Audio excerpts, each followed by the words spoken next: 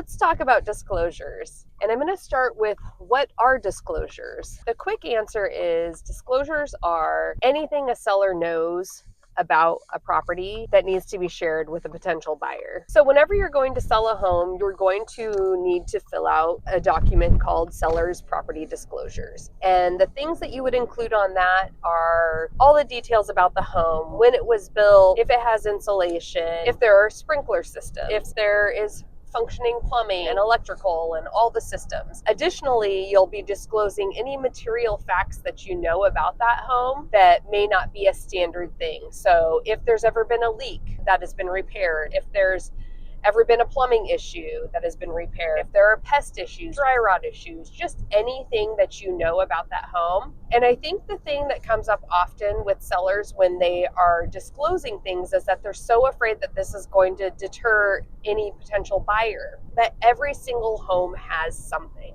There are always going to be some issues, and especially in an older home that has gone through many iterations of roofs or HVAC systems or plumbing or anything like that. So the biggest thing is that you are disclosing everything you know about the home, and this is going to get you started on the right foot with a potential buyer because you're being honest and transparent about everything you know about that home. Let's actually take a look at a disclosures document. For the state of Oregon, this is what this document looks like. And as you can see, it's going to be a list of questions that have to do with this home that you are going to answer yes, no, unsure, or NA, that it's not applicable to your particular home. Filling out every single one of these questions is required in order to have this portion of your documentation complete. So you're going to go through every one of these pages, and anything that you check yes or no, and there's an asterisk listed next to it, you're going to then fill out the addendum that goes with this document where you can elaborate on that information. That way, if you are checking yes that there has been a roof leak, you get to have a chance to tell your story and what happened. The roof leaked in 1990 and we had it repaired immediately after.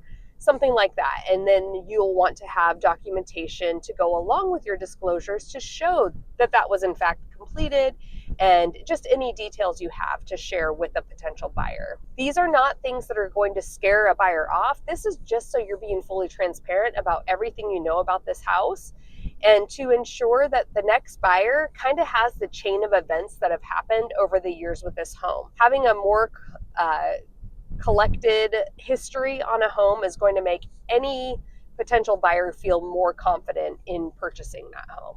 In the state of Oregon, disclosing whether or not someone died in the house is not a requirement. So that will not be something you see on your disclosures. So sometimes something can happen where a buyer buys a home and they notice something or learn something about the home that was not disclosed. At that point, there are multiple different avenues that you can take. You can either go back through your agent and have them verify some information, or you just need to start doing your own investigation. This is why it's super important to have your due diligence period. If you receive disclosures, you're going to want to have your inspector or any professional contractors come in and do some additional research on those specific things to make sure that those repairs were done, or things that were noted on the seller property disclosures were actually taken care of properly. Also, during your inspection period, you're just going to want to dig in and dive into every potential thing you can learn about that home, because not every seller is going to know everything. Now, there are cases where sellers are not honest in their disclosures, and that essentially could end up in a lawsuit. And if you have material fact about this house and you do not disclose it, that is means for you to end up in court. There are certain cases where people don't have to fill out disclosures, and that would be in a situation where perhaps it's a trust situation or someone who is a representative for the home that has never lived in that home and knows nothing about the home. That could be a situation where you will not receive disclosures that are filled out. You'll still receive the document, but it'll just say that they're exempt from actually having to do the disclosures. So even if a home is being sold as is, you still have to disclose everything you know about that home, all material facts in the seller property disclosures. If you withhold any of that information and it's something that we deem to be information that you did know or you did have, again, that is a situation where you can end up in court. Ultimately, this is about being honest and truthful about everything that you know about that house. It's not to deter people, but it's to give people just any information that can help them feel more confident when they're buying your home. So disclosures are essentially just facts about the house. This does not necessarily change the value of the home, because ultimately we would hope that if there was some issue, say a roof leak, that has gotten repaired and it's been taken care of, and you're just giving a timeline of events of things that have happened with that home. The property disclosures are not there to sway or change the pricing of a home or to have any weight on the value of that home, because hopefully a lot of those issues have been taken care of. If there are any issues, they're just information. All they are is just facts and information about this house. So when you're the one purchasing it, you're coming in as knowledgeable about this home as possible. The seller fills them out completely. They sign and initial them that this is truthful to the best of their knowledge. And that is something that is given to a potential buyer, sometimes before they're even in a contract, but absolutely once you do have a buyer in contract. And when a buyer receives them, they're not accepting anything to be as is.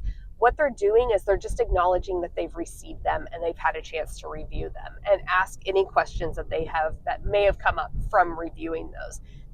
It's a conversation piece. It's something to get the conversation going and start learning about this home while you're in your due diligence period. The biggest thing to know about disclosures as a seller is disclose everything. Like I tell my clients, disclose, disclose, disclose. You can never disclose too much. It's always more important to give every bit of information you can and be honest and truthful about everything you know about your home than it is to withhold any information out of fear that this could impact a potential buyer's wanting to buy your home. As a buyer, review every single part of that disclosure and make sure you have your inspector or any professionals come in and verify or look over anything that you see on there, and ask all the questions that you have for that seller if you want more information than what's given to you on the document. To put a pretty bow on all this, disclosures are so important, and what they really do is just give everyone an honest, transparent means to open up the conversation and to start the transaction on a very trustworthy note.